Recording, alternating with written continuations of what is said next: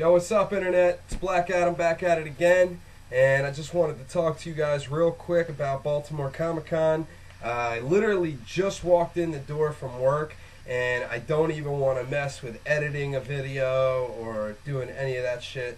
I'm just going to do a quick rant about Baltimore Comic Con and what I got and what I didn't get. So real quick, I got a lot of cool stuff signed, which was awesome. I got my Gauntlet stuff signed by Jim Starlin. And I got my Surfer stuff signed by Ron Mars, which was awesome. Also, again, of course, talked to Joseph Michael Linsner and some other cool people throughout the con. Now, as far as buying stuff at the con, I wasn't too overly impressed across the board. I'd say Collector's Corner obviously had the best pricing in the place. But my main concern for this con was, of course, Marvel Universe figures. And to be honest, this Baltimore Comic Con, there were more vendors selling figures and more Marvel Universe figures than anything else. I would say if you were a fan of Marvel Universe figures, then this was the con to go to. That being said, the price ranging on the Marvel Universe figures was ridiculous.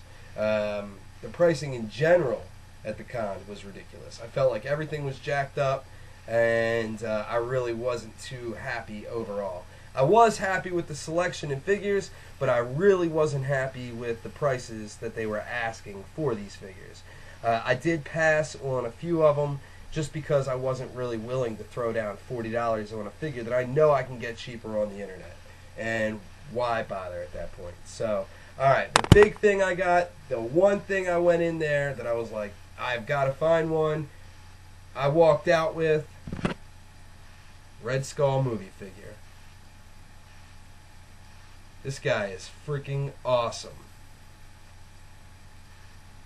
I really like the Cat movies, and I really wanted to get something from the movie, but I didn't particularly like all the Cat figures. I did like the selection and the variety in the Cat figures for the movie, but I mainly just wanted this Red Skull, and I know he's been somewhat harder to find, and I didn't see too many of them there, so the first one I did see I grabbed up on. Now this is a perfect example of what I'm talking about as far as pricing. I got this guy for 10. I saw other guys selling him for 25. So, I mean, to me that's just ridiculous. If one vendor's going to sell it for 10, that's awesome, because that's what I'm going to pay for a figure like this. I know I can find them on the internet for probably somewhere between $12 to $15. That's kind of like a last resort, but I'm glad I found him when I did. So I do like the figure. He does come with a cube and a little Luger, which I think is awesome, by the way. I think the Luger is really cool. I like the detail in the face. My camera kind of sucks, and I'm not really good at holding still, so might not be able to see it. Yeah, he's bad. He's bad. And yeah, I'd say this is the guy to have, honestly. So I'm real glad I got him. He came with this gimpy little gun. It's like, I don't even know what the hell this is supposed to be, but I'm not messing with that. I got the Luger and a cube, and we're set. Alright, the other thing I went in there, sort of in the back of my mind, was Jessica Drew. She's pretty cool. I really wanted to get her because I need her for my Avengers team, but I wasn't trying to pay a lot, and I found her for $5.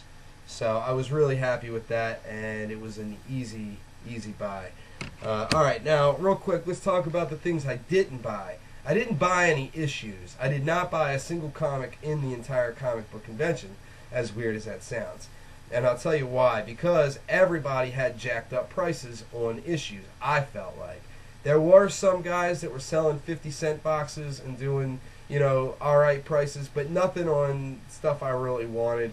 I really had in my mind a couple of single issues that I needed for runs, all from modern comics in the 2000s, and I wasn't trying to pay any more than like cover price for any of that stuff, and the prices I was getting told I just thought were ridiculous. I wanted to get Silver Surfer Requiem issue number 2.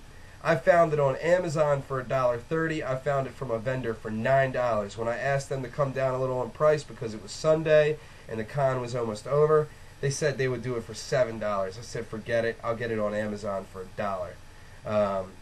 So that's pretty much, that was my experience.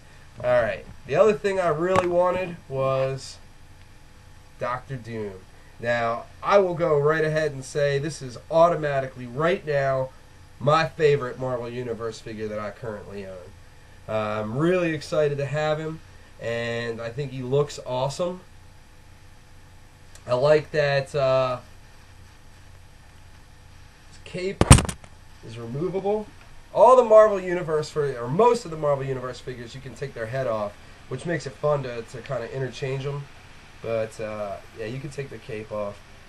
It looks like he's got Ultron's body, same body, as far as the legs and the arms. But the I guess the torso piece is completely fresh mold. Either way, he looks sick. He looks ridiculous. So, I'm really glad to have him. Now, I got him for $8 on Amazon, which I think is really good.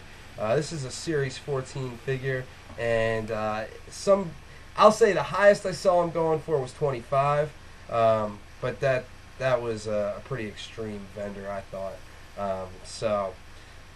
And as I was told, right now he is the hotness, and everybody's trying to pay $12 to $15 at least to get this figure. Not me, my friends. So I've got Dr. Doom. He's going to bust up my FF team in a little bit here. He's going to make them grovel on their knees and wish they were never born.